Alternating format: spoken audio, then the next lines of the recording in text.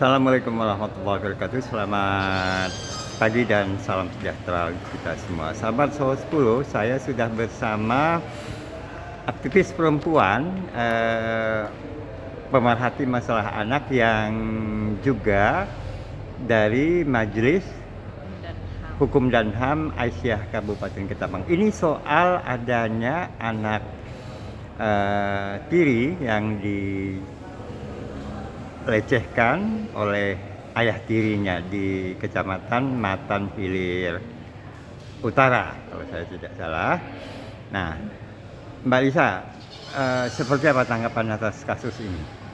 Baik, Assalamualaikum warahmatullahi wabarakatuh. Begini Bang Yasmin Umar, jadi kita ini kan karena pemberitaan sudah viral juga ya, Yeah. saya baca juga di media sosial dan kebetulan ada memang juga yang menanyakan sehubungan dengan kasusnya kejadian di Kecamatan Matan Hilir Utara. Ya bagaimanapun kejadian ini kita sangat miris ya. Yeah. Hal-hal seperti ini, kejadian tindak kekerasan seksual di lingkungan keluarga terdekat, nah ini ayah tiri sebagai pelaku masih berulang kembali terjadi di Kabupaten Ketapang. Berarti ini sudah harus tanda seru juga ya, kita sebagai masyarakat, semua pemangku kepentingan, bagaimana hal ini supaya tidak pernah terjadi lagi. Nah, faktanya ini kan masih juga terjadi. Nah, bagaimanapun juga ini anak sudah menjadi korban ya. Penanganan terhadap anak ini seperti apa? Ya, untuk anak yang menjadi korban tindak kekerasan itu berlaku ya, untuk penanganannya nanti berlaku di Undang Perlindungan Anak. Nah, kita apresiasi dulu bahwa kasus ini ketika sudah sampai di penegak hukum ya, dalam hal ini di Polsek Kecamatan Matan Hilir Utara, kita apresiasi ya tindakannya cukup cepat ya dalam penanganan seperti ini. Dan korban yang ini mengalami tindak kekerasan ini dalam pemberitaan itu dinyatakan sudah beberapa kali di tahun 2024 ini di bulan Oktober.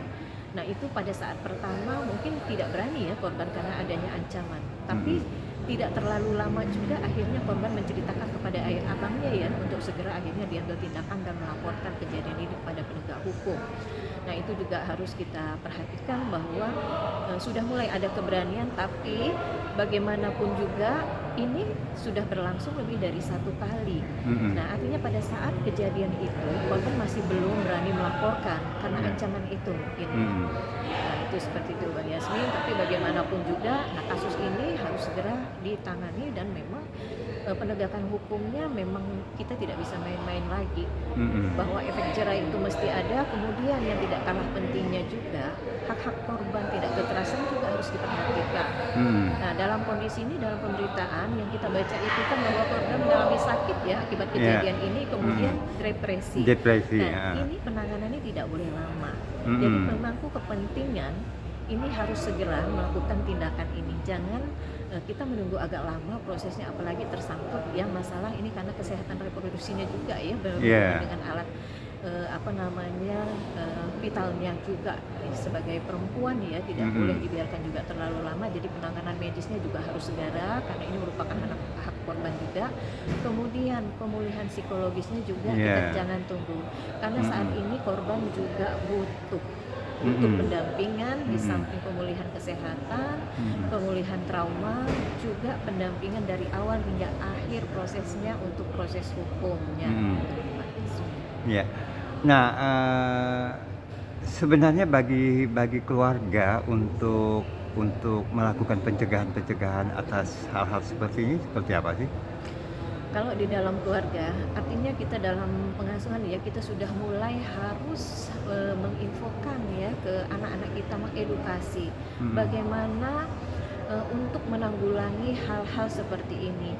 Mereka sudah harus dikenalkan dengan apa itu tindak kekerasan ya, harus bisa menjaga diri sendiri, artinya dari bagian dari tubuh mereka itu menimbulkan sesuatu yang bisa menjadi permulaan untuk tindak kejahatan ya yang dipandang oleh orang-orang di sekitar ataupun orang lainnya. Nah ini kan yang berulang ini yang paling rawan itu adalah di lingkungan terdekat dalam satu pelakunya rumah, ya di lingkungan terdekat.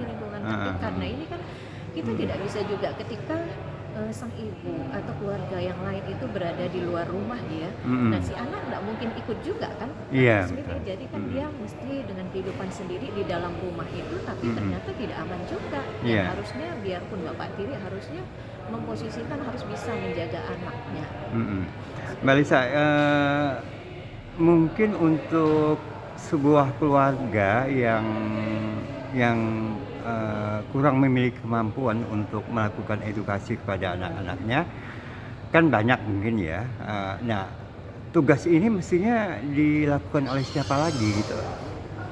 Tugas perlindungan anak ini sebenarnya tugas kita semua, Pak Iya, Yasmin. Nah, kalau di lingkungan sekolah ya, bisa peran dari lingkungan sekolah ya, dari tenaga pendidik. Tapi di lingkungan masyarakat, organisasi masyarakat, iya, pemuka masyarakat ya, tokoh agama, tokoh masyarakat, kemudian organisasi-organisasi yang ada di lingkungan masyarakat ya, yang terdekat. Nah, itu bisa ikut serta dalam hal penanggulangan seperti ini. Kemudian boleh dibuka kanal pengaduan yang berbasis masyarakat. Nah, itu yang penting, Mungkin masyarakat belum paham bagaimana harus langsung ya Iya. pihak penegak hukum. Mungkin mereka tidak berani atau belum paham, tapi ada kanal-kanal pengaduan yang berbasis masyarakat, sehingga Yang mudah diakses ya. mudah diakses di masyarakat itu, dan mereka lebih nyaman untuk menginformasikan apa yang mereka alami. Bahkan mereka juga bisa mendapatkan pendampingan dari masyarakat Iya. untuk ke penegak hukum. Nah, mungkin itu bisa sedikit membantu. Ada terobosan kita seperti itu mungkin ya Bang Yasmin, kanal-kanal pengaduan itu kita perbanyak tapi yang berbasis masyarakat. Iya, itu yang paling penting ya. Mbak Lisa, terima kasih atas kesempatan bincang-bincangnya. Yasmin Umar untuk Sorot 10.